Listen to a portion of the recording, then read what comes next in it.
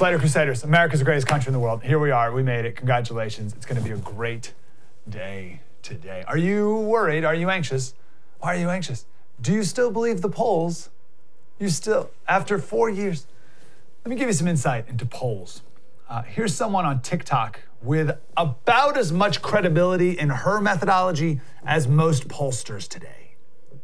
I still stand by thinking that Joe Biden will win, but that there will also be an unprecedented change to the nature of rulership in our presidency. Let me explain. Biden is having eclipses in his first house, 7th house axis. This has happened to every presidential winner going as far back as I've researched. Literally, like Trump in 2016, Clinton, Carter, like it goes back. These eclipses are supercharged indicators. First house of self, it's supercharging identity forward. And this is happening to Senator Harris too. There are other things that affirm this, but this is a big indicator. Along with Senator Harris entering the literal biggest peak period of her entire life, which is not only a peak, but like a very, very impressive one for any human being. Alongside that, the Jupiter-Saturn conjunction is happening on December 21st into 2020. They meet every 20 years, and now it's a 200-year cycle in air signs. Historically coincides with transitions of power in a very dramatic way. Think Caliphate, the Kyoto period, etc. But it's close to revolutionary Pluto. It looks like a literal new reality for the US. We didn't even consider this yet, the Jupiter-Saturn conjunction. What have we been doing all these last few months? I feel like I've let you down. I never once brought up the Jupiter-Saturn conjunction, which is historically aligning with something close to revolutionary Pluto. That analysis is as founded in as much as really anything else we've seen from the polls these last few months, truly. The good news is, we'll know soon enough.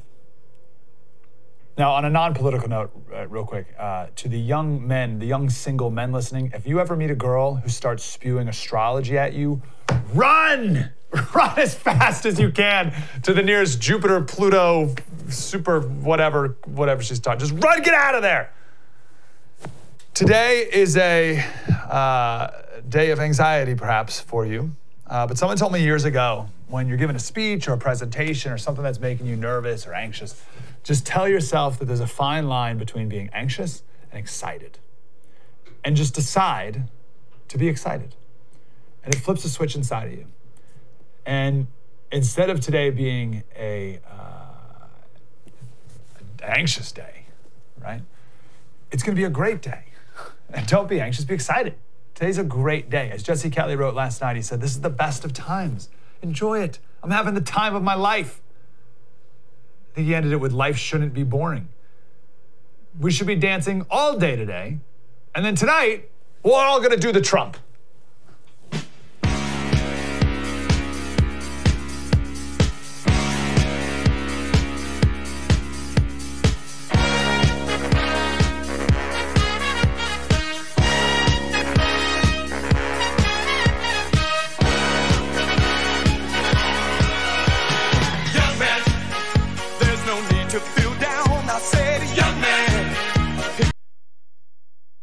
It's so good.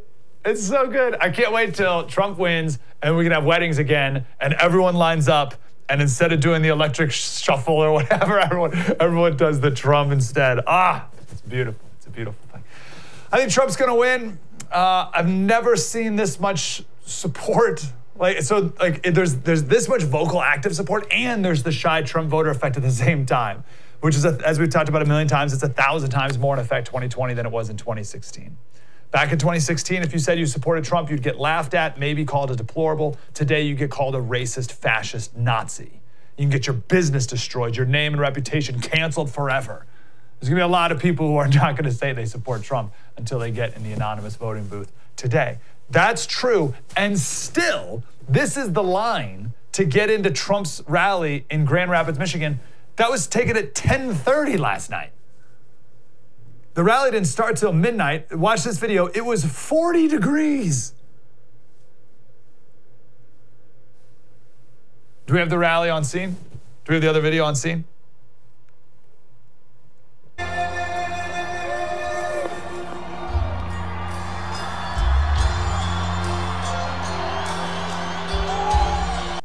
$40 degrees. 40 degrees at midnight. Didn't stop till like 1 a.m.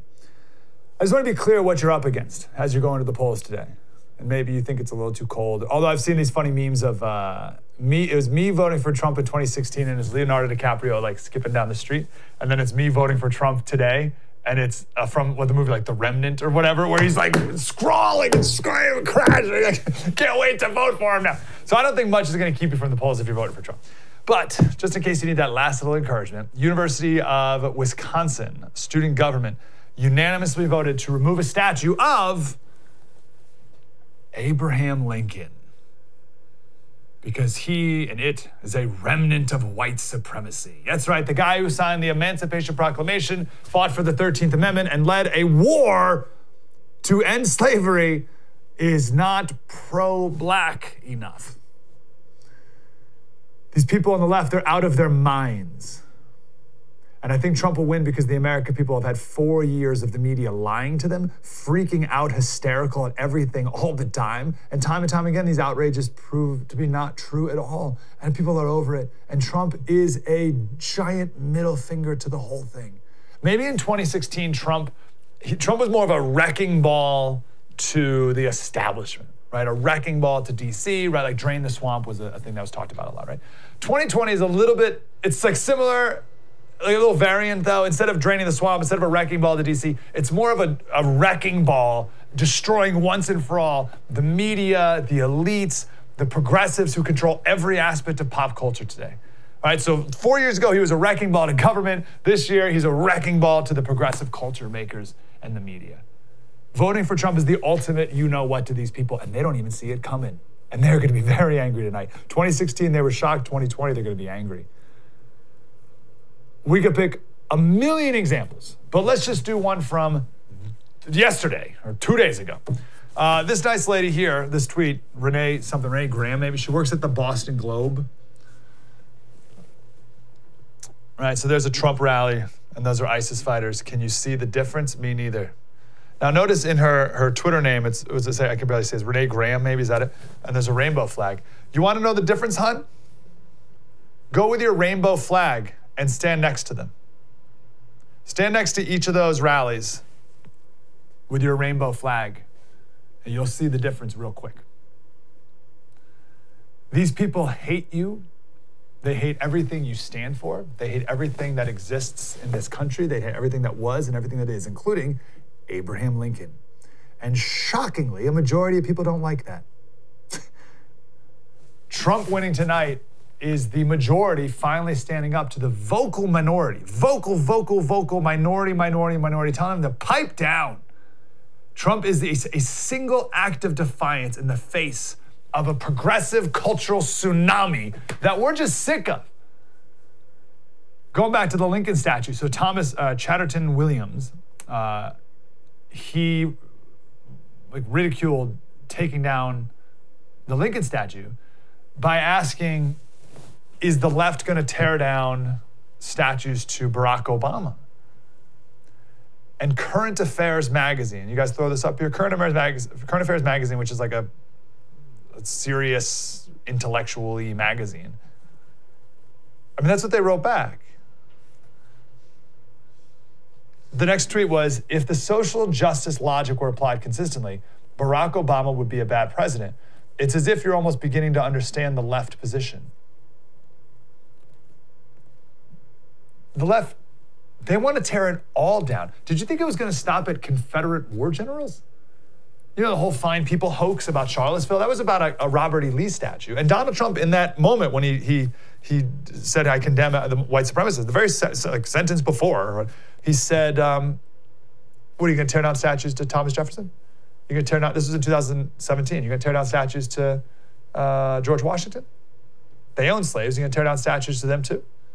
And here we are tearing down statues to Abraham Lincoln just the same. These people must be stopped. And Trump, you know, whether or not he's the one who's going to stop it or whatever, or how much influence he has over all this, voting for him today is something tangible that the American people can do to say enough of that. Enough of that. We're not putting it up anymore. Putting up with it anymore. I said this yesterday. We did a whole segment on why I think Trump's going to win. Peace beats war. Optimism beats pessimism. Strength beats weakness. Hope beats despair. So Trump is the candidate of certainly these last, well, it's the last 4 years really, but certainly the last like month of the campaign.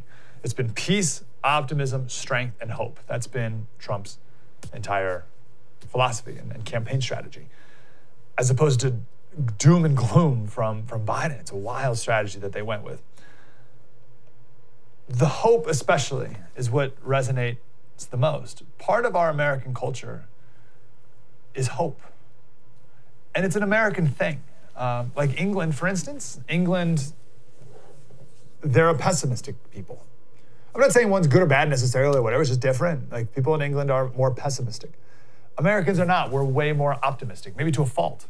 We think things get better. And it's a fault because maybe we expect things to always get better, and then when things don't get better enough, like when the new iPhone 12 or whatever isn't fast enough, we're upset even though it's faster, right? So to a fault perhaps, we're optimistic, we're hopeful. And Trump has been pushing hope, and Biden's been pushing a dark winter is coming. I can't believe, I thought he botched that at the debate. But he keeps saying it. So my analysis was, I guarantee you that his campaign team had this whole speech that Biden was supposed to memorize. And and Biden missed the turn, right? So the speech was supposed to be, hey, everyone, if you elect Trump, a dark winter's coming. Elect me, and we're going to do X, Y, Z, and then we're going to get out of this faster and healthier than ever. And a new morning, it has a turn. Biden never made the turn. He just said a dark winter's coming. And that was at the debate. And the line after that, he said there's no prospect that there's going to be a vaccine before the middle of next year. And that left a huge opening for Trump to come in and say so calmly, I'll never forget the way he said it. He said, I don't think we're going to have a dark winter at all. Americans don't want a dark winter. We're not going to vote for the guy who says a dark winter's coming. And COVID's going to be the big postmortem on all this. We could go over the numbers now from Nevada, the early returns from Nevada, but it's not worth it because we'll get the results here in a couple hours. But Clark County, it might go red. Clark County's Las Vegas. Hillary won in 2016 Nevada, and Clark County is like a huge Democrat stronghold. And it may go red because Vegas is shut down.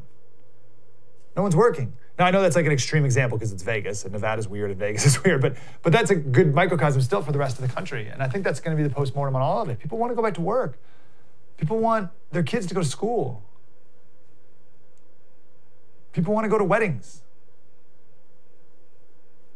People don't like riots. People don't like racial animosity that I think most people see clearly is coming from the left. People don't like the feeling of I can't voice my opinion on things or else I'm going to get canceled by the left.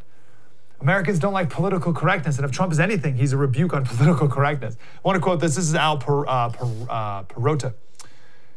He said, I sense America's tired of fighting with each other, tired of lockdowns, tired of being enslaved to a virus, tired of manipulation, tired of hypocrisy.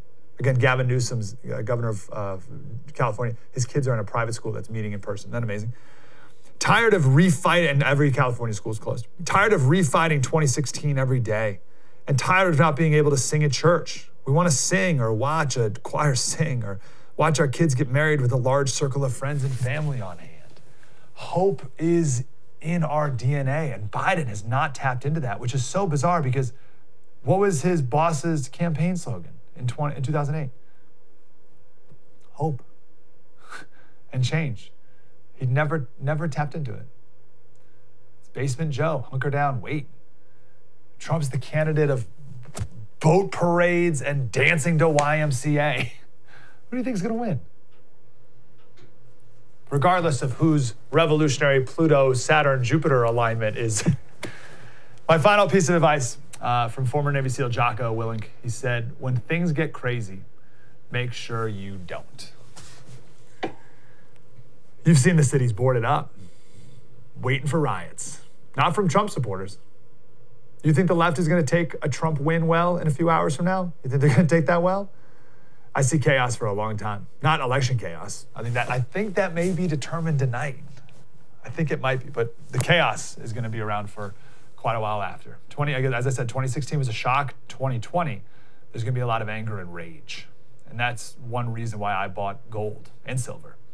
But even when all this dies down, we're still going to have the economic realities to take into account, right? How are we going to pay for all the COVID stimulus money that we've been sending out for 8 months? Remember 2008? Everyone was outraged, and that was $168 billion stimulus. $168 billion. We're in the many, many trillions for COVID.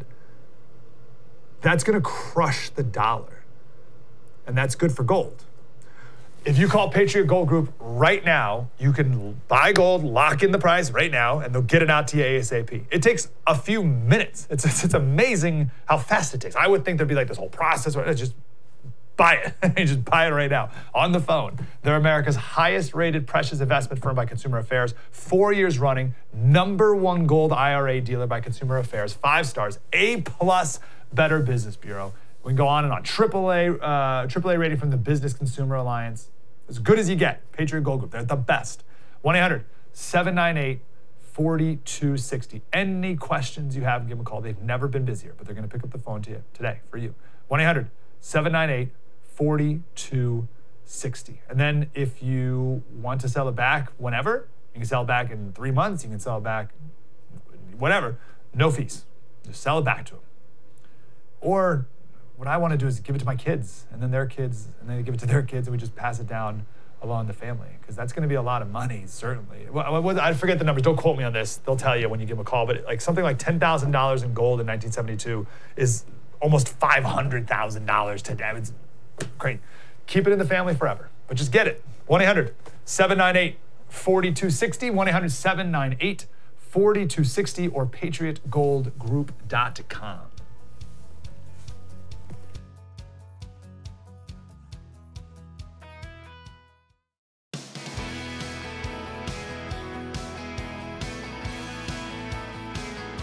Hey, Slater Crusaders, one of the reasons I can't wait for Trump to win tonight is all the Biden people are going to freak out and start pointing fingers and throwing each other under the bus. And then we're going to get the real story of what has been going on behind the scenes in the Biden campaign for these last few months, because it's been surreal to watch. And I need to know what they were thinking to make all these horrible decisions. One of them is this video here. Kamala tweeted this out. With less than 48 hours to go in their campaign, they decided this was a good idea. So there's a big difference between equality and equity. Equality suggests, oh, everyone should get the same amount. The problem with that, not everybody's starting out from the same place.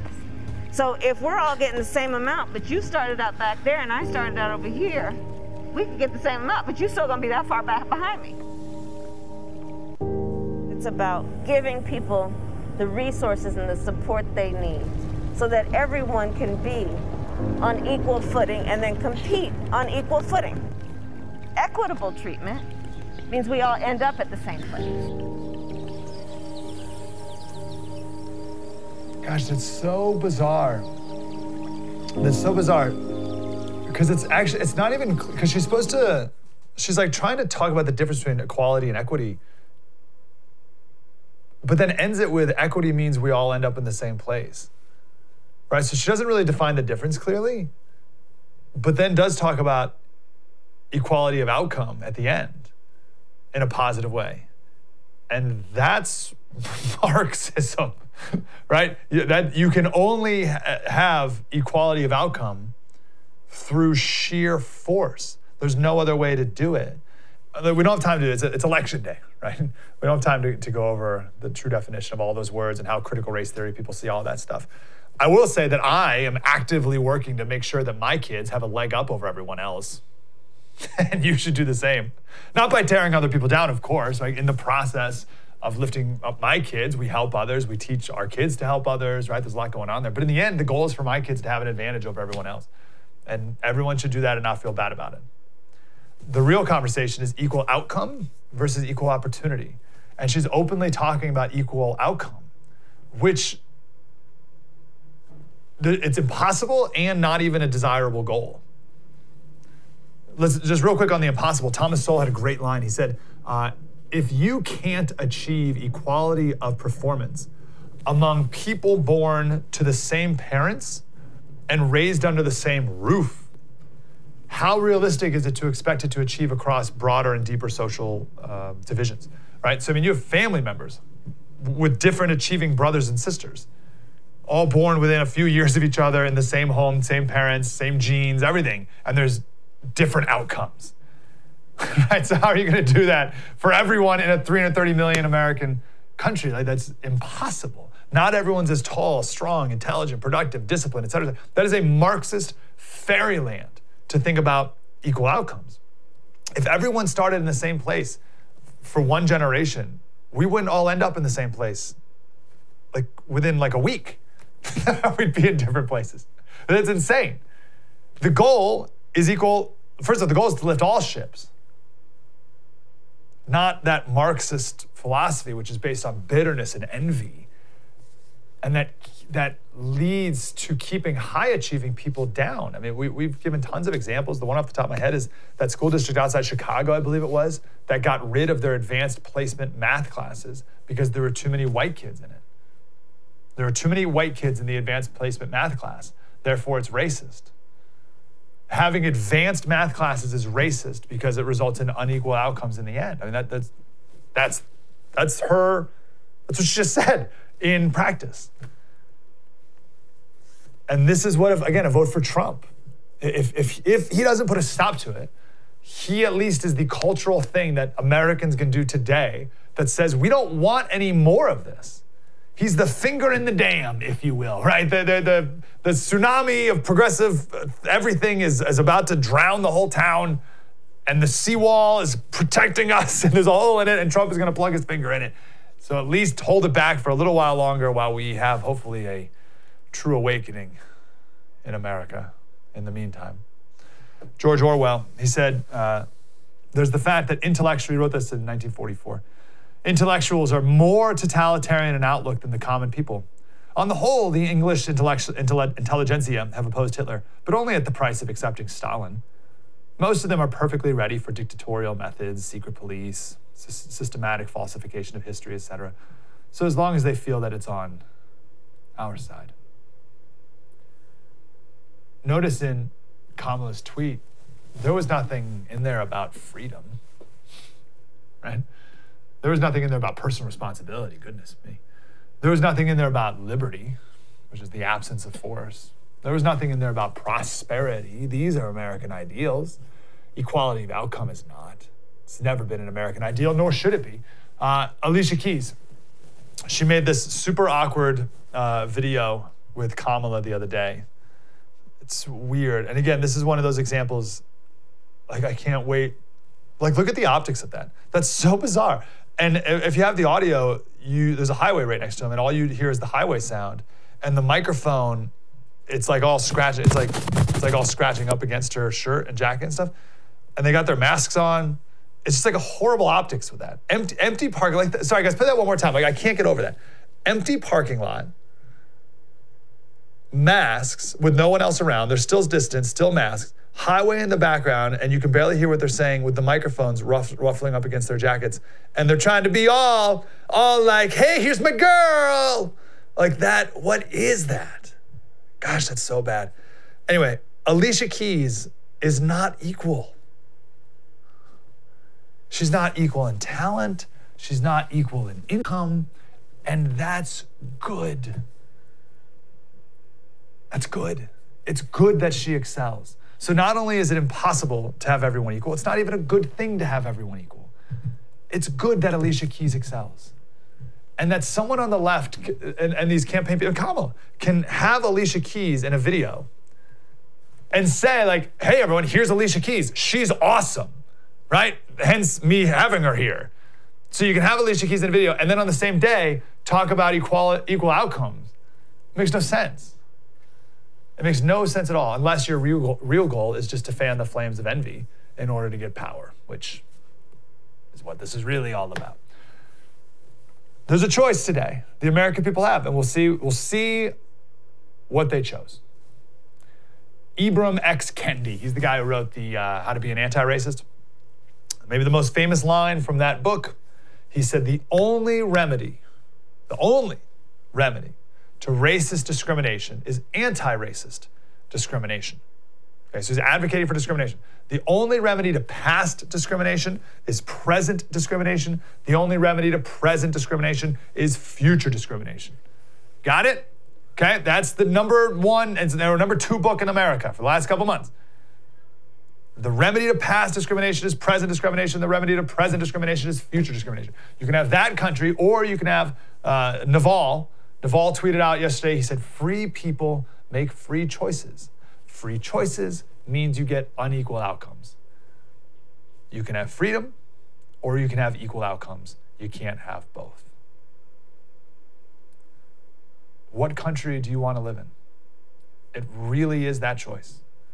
There's two completely different worldviews. Do you want the country of present and future discrimination openly talking about the need for it? Or do you want the country of freedom? One good thing about tonight is I think we're going to know the results tonight.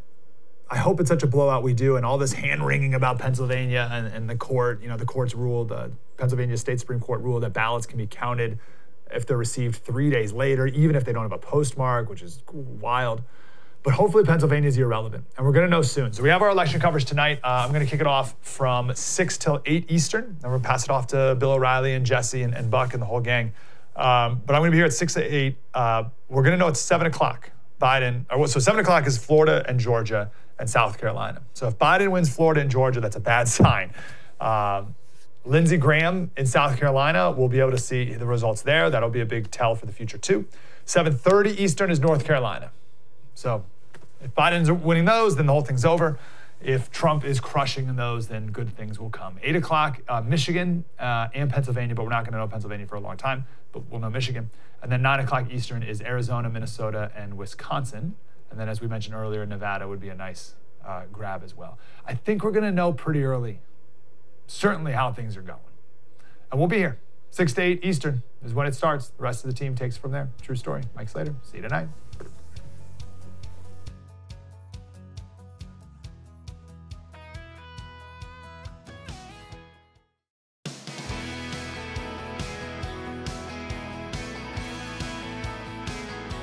Hey, Slater Crusaders, want to go to one of our favorite guests, former Congressman Dave Brat. Used to be out of Virginia. Now he's the dean of the business school at Liberty University. Dave Brat, how are you, sir?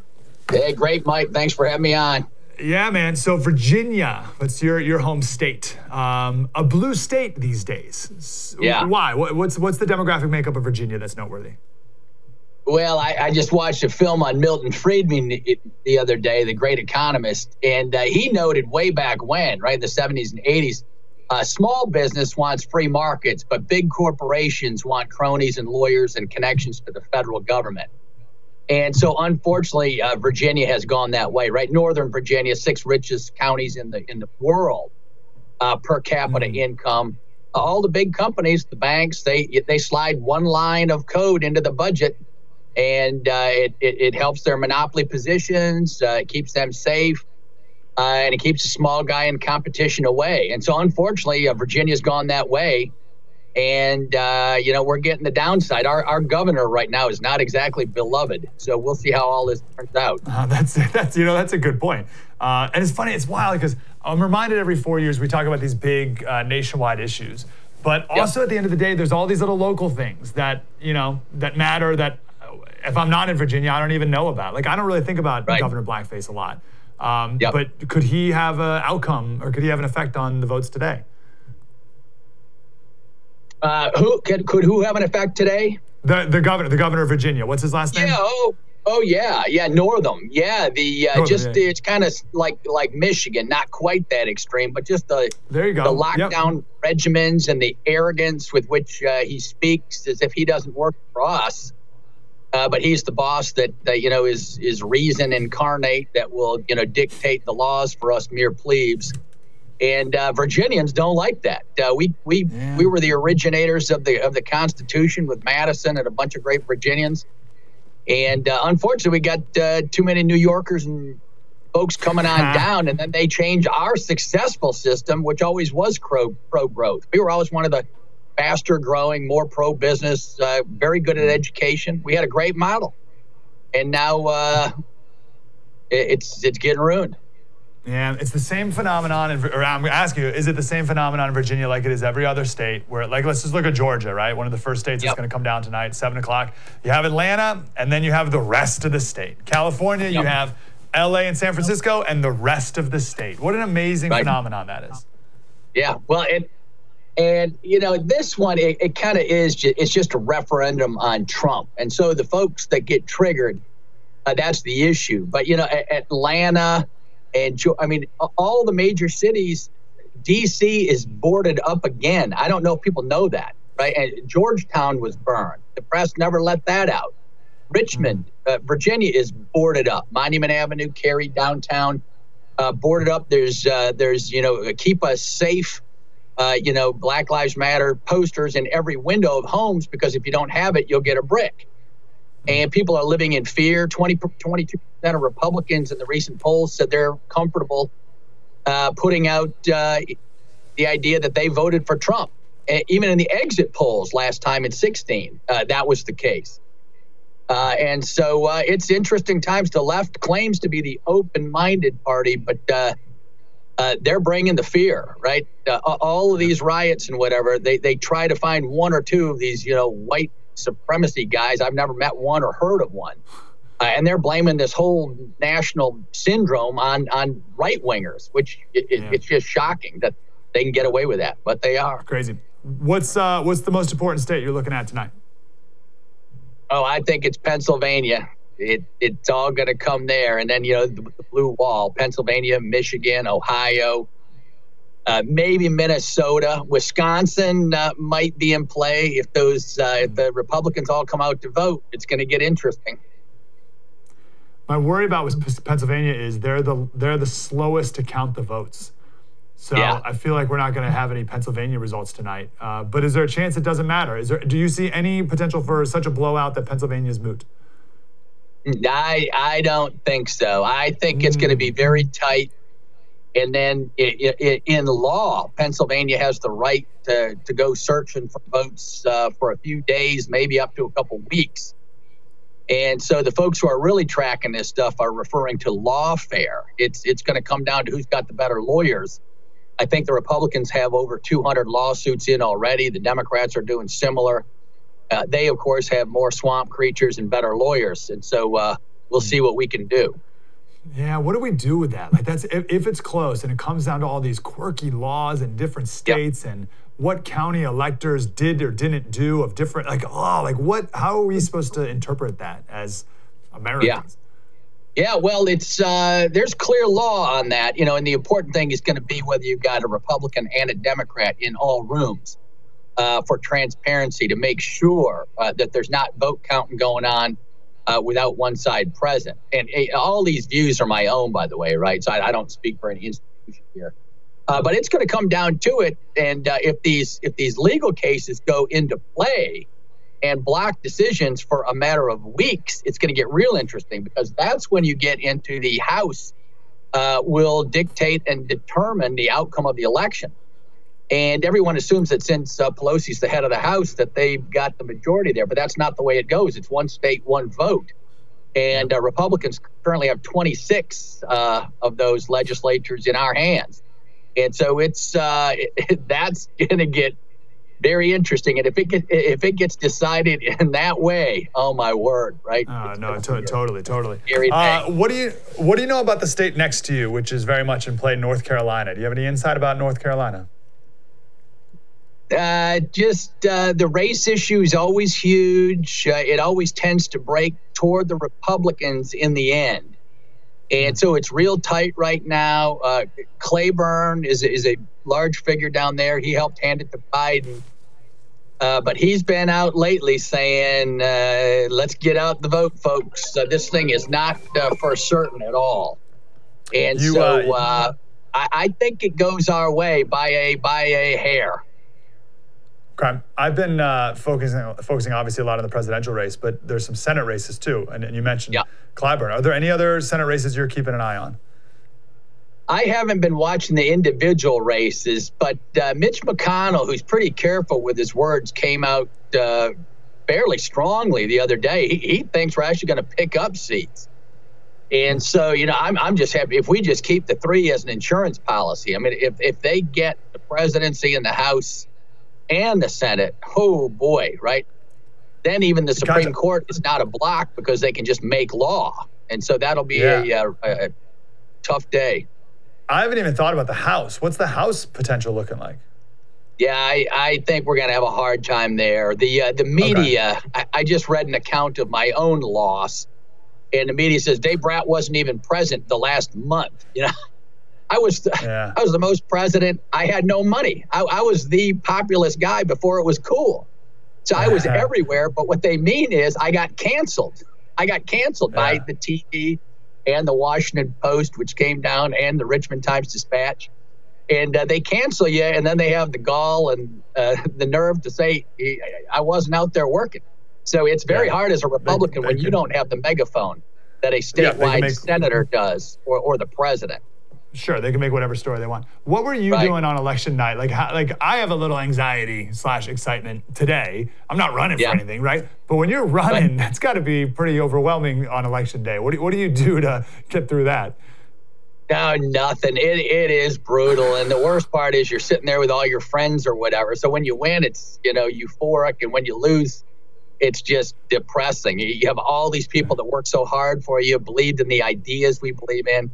I lost to a candidate, Spamberger, who ran on the Seinfeld episode of Saying Nothing and won. The suburbs got triggered by Trump.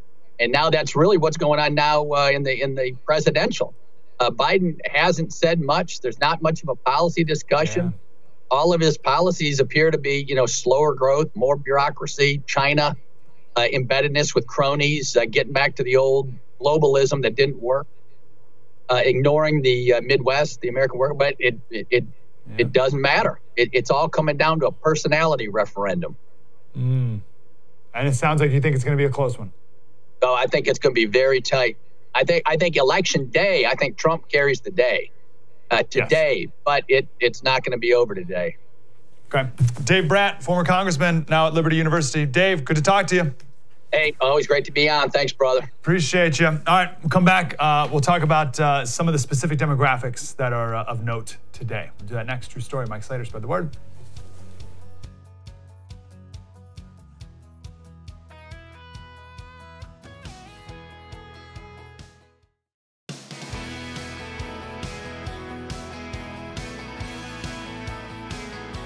Hey, Slater Crusaders, tonight coverage, I'll be kicking it off right here on the first, 6 to 8 Eastern, because that's a great time because we're going to have Florida, Georgia, South Carolina at 7, and then 7:30 we're going to have North Carolina results coming in then. So I'll be covering from 6 to 8, and then we're going to pass it off to Jesse and Buck and Bill and the whole gang, and then I'll be in and out and the whole thing, right? So election coverage tonight right here on the first starts at 6 o'clock. Joseph Pinion III, Republican strategist, chair of the Conservative Color Coalition. Joseph, how are you, brother? Good to be here, my friend, always. I want to ask you about a term that I hope we never use again after this election, and that is the black vote. What are you hearing about the black vote? I just despise the entire concept of it. But what are you seeing, and what are you predicting this election? Look, I think the reality is we're going to be hearing more and more of it as you actually see more and more black people voting in such of these monolithic blocks. Particularly right now in this election, we're seeing black men in particular starting to have the dam break a little bit when it comes to kind of voting in lockstep with the Democratic Party. And so, look, I don't think that we're going to see any type of astronomical shifts with African-American turnout as it relates to Republican candidates. But I do think that, every percentage point that the Republican Party is able to take away, so to speak, from Democrats when it comes to black voters is a monumental step towards making sure that Democrats don't have a pathway to victory in this country, because without black voters, and in particular, without black women, the Democratic Party would cease to exist as we currently know it. Do you see any shifting because of Ice Cube and Lil Wayne and the, what is it, like the contract with Black America and the Platinum Plan and all these other outreaches? Or is that just sort of like in the bubble stuff that doesn't really move the needle? I think those are all, their movement, the movement of somebody like Lil Wayne or Lil Pump, I think is kind of a symptom of the broader trend that we're seeing here, which is that you're looking at black men who have been the most highly impacted by a war on drugs, the most highly impacted when it comes to having poor economic outcomes and poor educational outcomes, who are tired of Democrats telling you that next time it will be different. And I think that at some point there are people who are willing to take a leap of faith to try something new, because the definition of insanity is doing the same thing over and over again and expecting different results. And the fact of the matter remains, if the Democrat status quo was great for black people wouldn't have any problems. Yeah, you reminded me, you said black women. We played a clip from MSNBC, I think Georgia. There were 4 black women, and they were all speaking strongly against Joe Biden, and particularly the crime bill, right? So Joe Biden is not going to gain any black votes, right? Yeah, I mean, I think that the hard truth is that, look, if you're somebody who just is completely in the tank for the Democrats, if you're just completely, kind of out of lockstep with what President Trump has been able to accomplish, then obviously this Republican ticket is not for you. But I think that there are a lot of people who were the beneficiary of those 7 million jobs that happened in the pre-COVID economy, who were the beneficiary of those extra dollars that showed up as a result of the tax cuts that Nancy Pelosi called crumbs. Well, for people struggling with poverty, we're looking at close to 6 million people that got off of government assistance in the 4 years that President Trump was in office prior to, again, this COVID crisis. Those are the types of things that are not a fiction of people, a figment of people's imagination. Those are real people being impacted by real change. And men lie, women lie, numbers don't lie, bank accounts certainly don't lie. And I think there are a lot of people, little by little, who are starting to see that it's less about how people make you feel in this kind of emotional love language of politics, and more about the policies that get passed that make sure they have the opportunity to take care of their family. We'll see if people recognize what you just said so eloquently soon. In a couple hours, we'll know. What state are you watching tonight the most?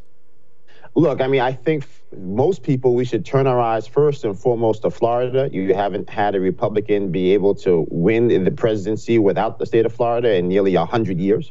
So as Florida goes, so goes the nation. I think from Florida, we have to turn our eyes to Pennsylvania and Arizona, specifically maybe Arizona, because of the fact that we'll have those numbers closer to their totality very early on in this process, because they start counting those early votes a little earlier than most places. They have to wait until after the polls have been closed. So, I mean, to me, those are my canaries in the coal mine. Again, if President Trump can be victorious in Arizona and he can be victorious in Pennsylvania, where Joe Biden basically put his foot in the fracking bucket, I think that they're going to be a lot of cheering Republicans across this country, because that means he no longer has to win Wisconsin, Michigan, or Minnesota to get across the 270 electoral college threshold. Yeah, that's right. I think that's the math. Arizona is pretty wild, because it was not a little bit ago, a couple weeks ago, I pretty much gave up on Arizona even though Trump won that in 2016. Now he needs to win it again, but it seems like it's much closer now, if not even in the lead. Yeah, I mean, I thought, going back almost to February, that Arizona was gone. I thought that the Arizona State GOP basically spit in the face of the voters of Arizona after they went to the polls and said they did not like Martha McSally so much they actually elected a Democrat to represent them in the United States Senate. Not only a Democrat, but like a wacky, super far left Green Party nut job Democrat. It's just the most bombastic iteration of a Democrat you could almost find out there. So I think that should have said without absolutely any certainty that they did not want Martha McSally in the U.S. Senate. The Arizona State GOP, combined with the governor, basically said, we know better, which is always a terrible strategy to take with voters. And so I think really since then, it's actually been an uphill battle for President Trump. I think he's been carrying the entire Arizona ticket and Martha McSally along with him. They placed this anvil around his neck in a state where he absolutely, positively has to win, in my opinion. So what's the problem with Martha McSally? Is sorry, I'm going to cut you off. We only got about a minute, and I got another big question to ask you. But what's the problem with Martha McSally? I don't get it. I just don't think that for whatever reason, it gelled. I think Arizona has a certain type of Republican voter, and I think more importantly, they have a certain type of independent voter. And I think that she has not necessarily been able to strike that balance between the principled conservative that Arizonans like, but also having that independent streak that I think is crucial to be able to carry that majority delegation in that state that I think, for better and for worse, whether you like them or not, was kind of indicative of the late, great Senator John McCain and to a certain extent, Jeff Flake. Yeah, that's right. It's always local and the different cultural quirks of every state. Wild. 1 minute, tell me about user error that you've discovered so far. Yeah, I mean, I think right now, I mean, you look at the numbers heading into the end of this past weekend, a place like North Carolina, 3% of all the ballots that had been returned had some form of mistake on them. User error could carry the day. They've got some political scientists saying that user error could be the hanging chad of the 2020 election. You're looking at places like Wisconsin and Michigan. The margin of victory in 2016, actually, in some cases, is less than the amount of incorrect ballots and invalidated ballots that were returned during the primaries. And obviously, we know that there's a precipitous increase of people who vote in the general versus the primaries. So I think buckle up. First, the results will come in, then the lawyers will show up. And it's anybody's ball game at that point when we start trying to figure out which votes are going to count and which ballots are going to be tossed out because people simply didn't fill out the paperwork properly. Oh, it's just such a blowout that's not even necessary. Joseph Pinion III, chair of the right, chair of the Conservative Color Coalition. All right, Joseph, let's do a debrief in a couple days.